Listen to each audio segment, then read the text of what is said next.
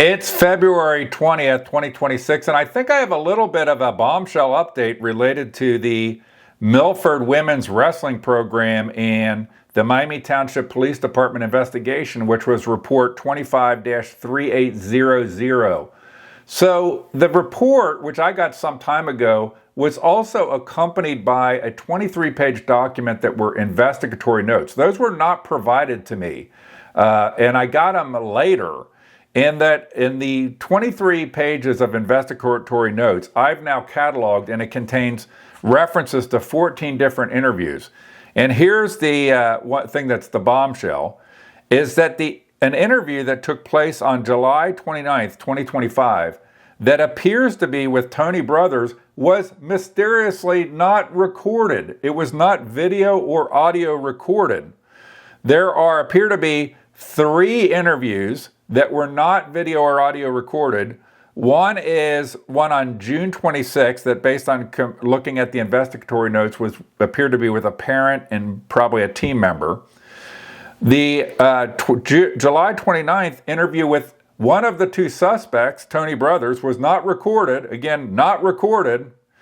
And then on later, with no date on it, it's labeled in the investigatory notes as interview with redacted, but it appears to be Jason Babinec, and it's not really an interview. It's an interaction with Jason Babinec's counsel, Ted Cummings, wherein Cummings asked the Miami Township Police to submit written questions to Jason Babinec, and it appears that they never did so.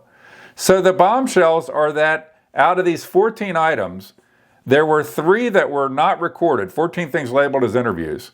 One appears to be the interview with Tony Brothers, and it appears to be on July 29th, 2025. How on earth do you record interviews with minors, but you don't record the interview with Tony Brothers, who is a quote-unquote suspect or a person who the allegations relate to?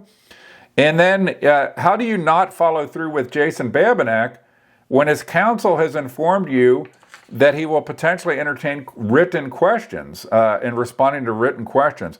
You know, if you didn't want to have suspicion around your investigation, some of the things you do is you don't mysteriously not record an interview with one of the self-described, self-revealed suspects, and you don't then not follow through with the other self-revealed suspect who revealed that they were a suspect in a WXIX interview. On May 8th of this year, the Miami Township Police Department investigated 2 men whose names have been redacted from the report for endangering children and grooming. Babinec's attorney confirms with Fox 19 one of the men investigated was Jason Babinec. You don't not follow through to ask them questions. So to me, it just gets stranger and stranger how this is all rolled out, how it's precipitated, and the secrecy around it. But I'm trying to figure these out because I can potentially pay to have the video interviews produced.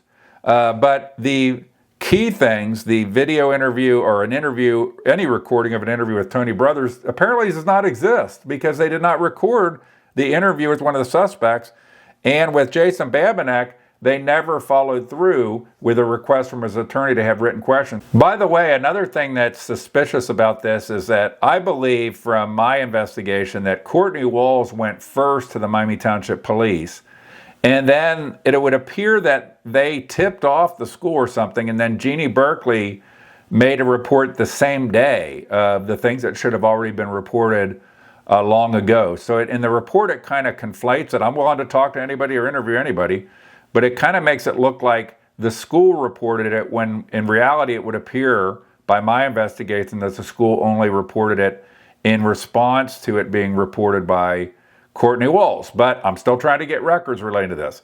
So the interesting part is on May 8th, in the interview, it refers to an interview with Bill Thomas and redacted, which I believe is probably Courtney Walls, but I don't know because everything's redacted. But it says on May 8th, Sergeant Maney interview witness number 2 and witness number 10 and another male, 3 videos, 24 minutes, blah, blah, blah. Well, another strange thing is that on May 8th, according to the investigative notes, there was a request from Jeannie Berkeley, who was then assistant superintendent at Milford, for somebody from the police to meet with her, but there doesn't appear to be any record of an interview of that. When I look at the log and the interview notes, the only thing on May 8th is the interview of the male witnesses, and there's nothing referring to any interview with Jeannie Berkeley. And in the actual report, in the investigative notes, there's a whole couple pages on Jeannie Berkeley's timeline of events, but there appears to be no interview. So where did this information get gathered from? Or when was there ever any discussion with Jeannie Berkeley in response to her own request for there to be a meeting? So again, this all seems very fishy. I'm going to keep digging. I think there's a lot of pressure on me and others to shut up about this and don't talk about it and bury it. And I believe that, as I will say again, if you want there not to be questions about an investigative report, if you're Miami Township Police, you don't do things like not have any record of an actual interview with Jeannie Berkeley, not record what appears to be an interview with Tony Brothers, and not follow through with Jason Babinec's attorney's request for written questions for him to respond to. It just is very fishy the way this whole thing played out. I'm going to continue to investigate, and I'm not going to be intimidated by those who want there to be no discussion of this. I'm glad to talk to anybody. I'm glad to interview anybody.